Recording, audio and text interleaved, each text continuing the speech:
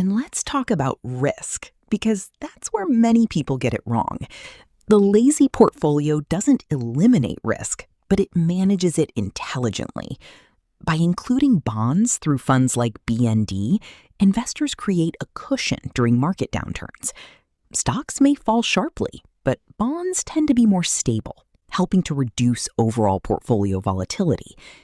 As investors get older, they can gradually increase their bond allocation to preserve wealth.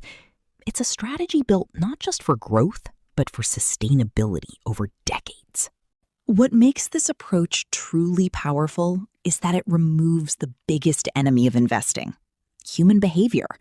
Fear, greed, panic selling, these are the reasons most people underperform the market. The lazy portfolio replaces emotion with discipline.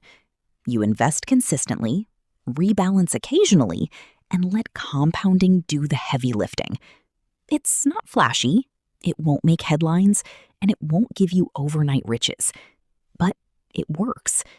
So in a world where everyone is chasing shortcuts, the real secret to building wealth in America might just be doing less, but doing it consistently and intelligently. The lazy portfolio proves that you don't need to be a Wall Street expert to succeed. You just need a simple plan, a few powerful ETFs, and the patience to let time turn small, steady investments into something extraordinary.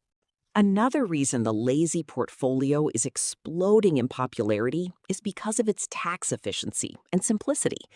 Since ETFs like VTI, VXUS, and BND have very low turnover, they generate fewer taxable events compared to actively managed funds.